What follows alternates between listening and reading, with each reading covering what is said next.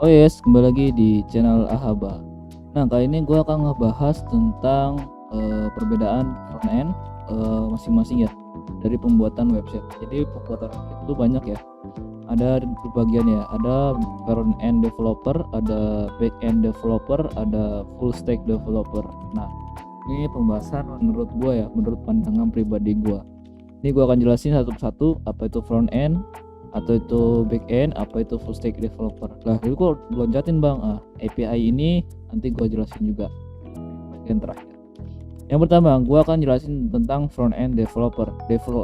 Front end developer yaitu dia mengurus tampilan, artinya mengurus segala sesuatu dari mulai tampilan toko atau tampilan website yang mungkin akan secara langsung dilihat oleh si user. Jadi ketika si user membuka salah satu aplikasi atau salah satu toko atau salah satu website, itu dia langsung menunjukkan tampilannya. Makanya kalau misalnya lihat tampilannya jelek, otomatis si belakangan juga akan jelek juga, seperti itu. Tapi ada juga yang websitenya mungkin tampilannya jelek tapi belakangnya bagus, ada juga yang seperti itu. Nah, itu ya, jadi front end itu yang bisa kalian lihat di semuanya gitu ya, bisa kalian lihat di semuanya gitu. Tapi ada bagian yang tidak bisa dilihat oleh si user, yaitu bagian back end. Dia bekerja di bagian belakang. Nah, dia mengurusin apa sih si back end ini? Dia mengurusin yaitu database, server, dan lain-lain. Seperti kalau kalian menginput salah satu misalnya data siswa gitu ya. Nah, data siswa itu dirangkum dalam database. Yang nanti ketika diinput ke dalam front end atau mengajukan si front end, ketika si user mengajukan nama, contohnya nomor induknya gitu ya, 2016-0139 gitu contohnya. Ketika si backend ini si user ini kan ada si usernya, contoh kita di sini adalah user.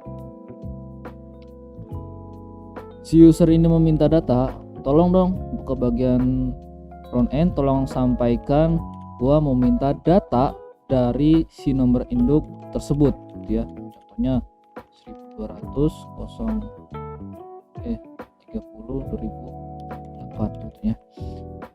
Tolong dong, ini kalau gua terjemahin sendiri ya, tolong dong ini si user minta data ini, tolong sampaikan ke si backend, cari data ini di bagian database. Nah, si front end ini menampilkan secara tampilan gitu ya, memunculkan secara tampilan yang akan diinput langsung ke backend developer gitu ya, backend gitu ya, artinya ke bagian belakang gitu ya, yaitu dia menunjukkan ke database. Setelah ketemu di database nama tersebut, dia akan menginput langsung ke front end nih datanya gitu. Dan di bagian front end dan bagian tampilan akan memunculkan nama sesuatu dari nomor induk tersebut. Contohnya di sini namanya misalnya ya Dede gitu ya, Dedin gitu. Nah, ketika si user udah melihat seperti ini, oh berarti nomor induk sekian ini berarti bernamakan Dede Nuridin. Nah, lalu tugasnya si API ini apa? API ini adalah menyediakan, artinya menyediakan ya, ini menurut pandangan gue sendiri ya, API ini adalah jalur penghubung gitu ya, jalur penghubung ketika database ini disimpan atau segala data-data yang bersifatnya besar gitu ya. Itu seperti contohnya apa, Tokopedia, atau misalnya data API-nya YouTube, atau misalnya Shopee. Nah, itu kan arti API itu kan aplikasi programming interface, artinya penghubung jalan antar muka gitu ya.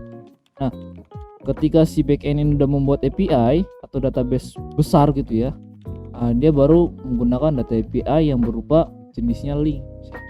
Masalah tuh bentuknya link. Biasanya kalau di toko-toko seperti itu biasanya link kalau yang gue lihat ya.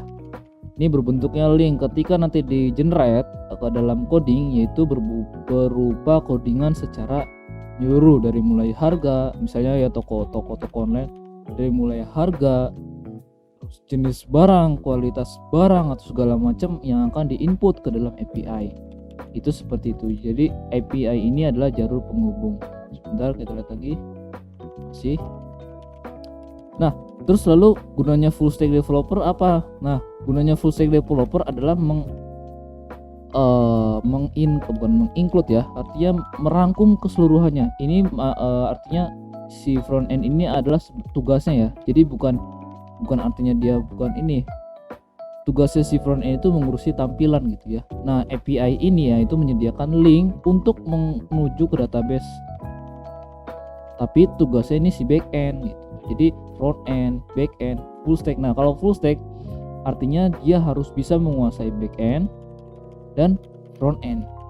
Minimal bisa atau menguasain gitu ya. Untuk API mungkin kalau API mungkin bisa ya, di front end juga bisa, di back end juga bisa. Kalau back end mungkin wajib gitu ya, karena gitu ya.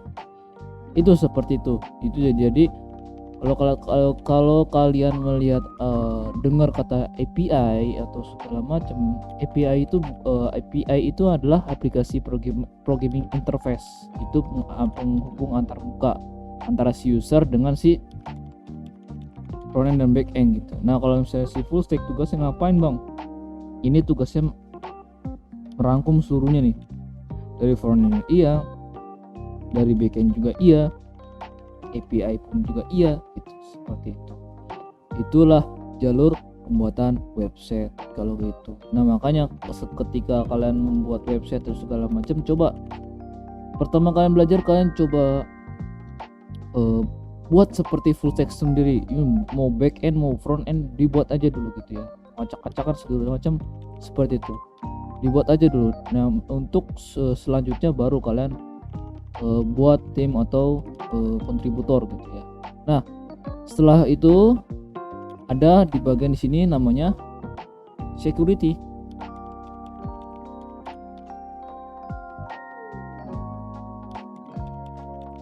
Security web.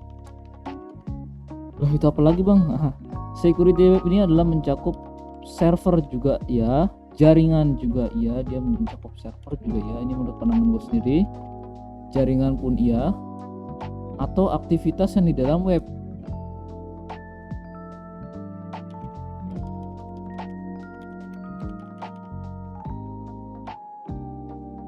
Nah, security web itu seperti itu, tugasnya seperti itu.